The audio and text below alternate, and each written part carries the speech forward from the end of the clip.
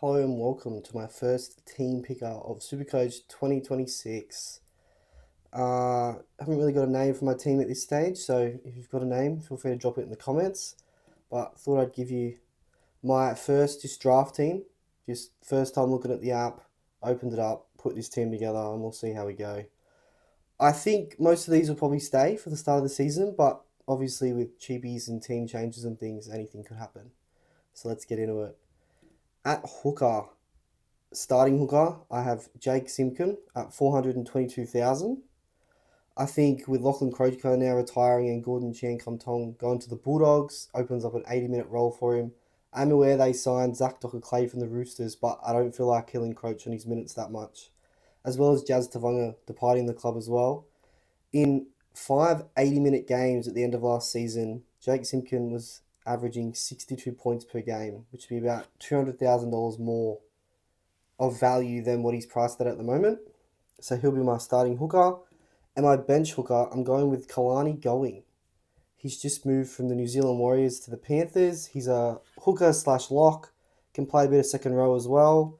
He's a bottom dollar, dual position, and with Luke Summerton and Brad Snyder leaving the Panthers, he could potentially be the Panthers' backup hooker. So if anything was to happen to Mitch Kenny, he'd probably come straight into that role there. In the front row, for obvious reasons, Payne Haas. Started last season on fire and probably my first 5 rounds captain. Just set and forget captain. And my other starting front rower, Trey Mooney. Moves from the Raiders to the Knights, so his role will change. They've actually just lost Adam Elliott as well as Leo Thompson, so there's plenty of minutes there in that Knights pack. And I think Trey Mooney could be looking at 50 to 60 minutes. And we've seen when he can get game time, he's a points per minute machine. I think there was one game last year against Manly, he just went nuts in not many minutes, so the potential's there for him. And then on the bench, my first front row on the bench, I've got Taniela Paseka from the Manly Seagulls. He returns back from an injury. He averages around 1 point per minute, so currently priced at 328,000. That should lift to at least 400,000 if he gets his regular 40 minutes. Could be required to do more, depending on how many minutes Jake Trbojevic can get through. But it is worth noting they have signed Kobe Hetherington from the Broncos, so that could potentially hinder his minutes. And the other bench prop I've gone with is not bottom dollar, but pretty much close to, is Cody Hopwood from the Newcastle Knights as well. I just think with all the minutes available there, he played one game last season, managed 41 points in 40 minutes, and he looks pretty good, so I think he'll be my other bench prop. Moving into the second row, there's been a bit of change here, but currently I've got Hamish Stewart. He's a young gun. The Dragons have had a few departures. He should come into bigger minutes there, particularly with Jack DeBellin leaving. The minutes at the Dragons are a watch, however, with the likes of, you've got Stewart, you've got both Couchmans, you've got Dylan Egan, you've got the back rower whose name I can't remember, Helen Gahu, as well as Josh Kerr coming to the club. Then you've got Blake Laurie, who's obviously on the outer but still there. You've got Luciano Leilua. There's a lot of minutes in that pack to go around, so I'm not really sure how that'll unfold, but I think he looks pretty good at this point in time. I've gone with Tino Fasul Malaawi, consistent performer, reliable early, does the job. However, he does lose his dual front row, second row, but hopefully if he gets named in the front row at the start of the season, he can gain that back. That'd be really handy. It was very handy last season. And my third starting second rower, Jermaine McEwen, the other night second row. So fading Dylan Lucas, I'm going to go McEwen. He'll fill Kai Pearce-Paul, his role on the right edge. Last season in 80-minute games, he averaged 59 points.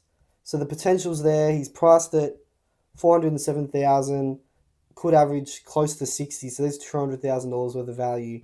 Plus, he's likely to play every week, particularly with the Knights this season. I think they're going to be one to watch with Justin Holbrook going there to coach. So, and then my second row is on the bench. I've got David Fafita, just obvious reasons. Change of club under Wayne Bennett, previously the best second rower in Supercoach.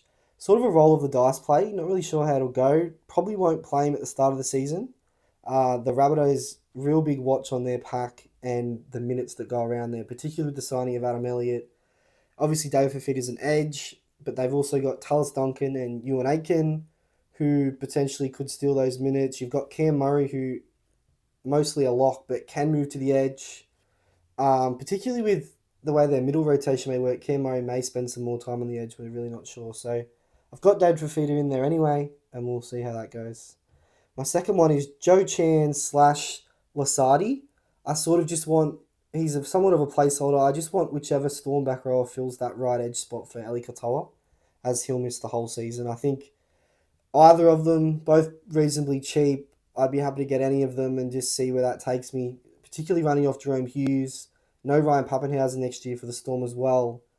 He may look to use his back rowers even more, so I'll be getting whichever Storm back row fills that right edge spot.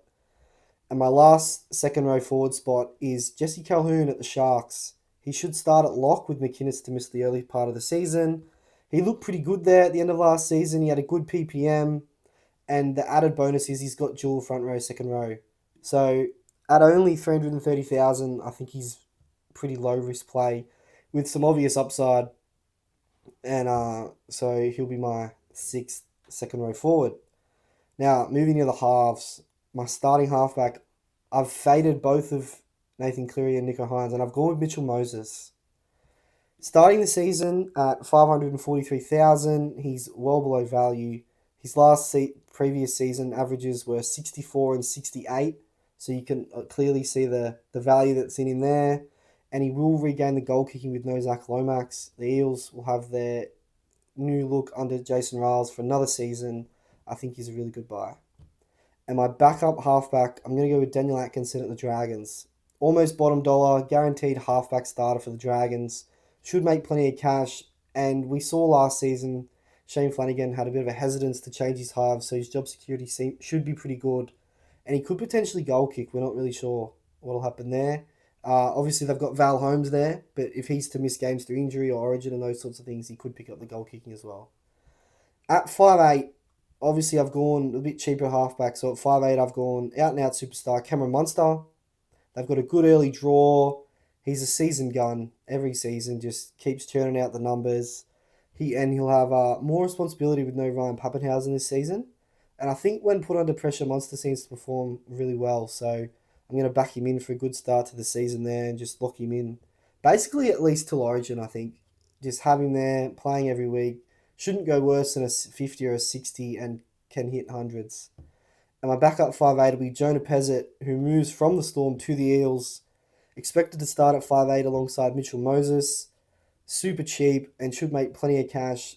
And potentially, touch wood, Moses doesn't get injured, but he could get that dual 5'8" halfback as well if he played a few games at 7, whether Moses is injured or through Origin and things like that.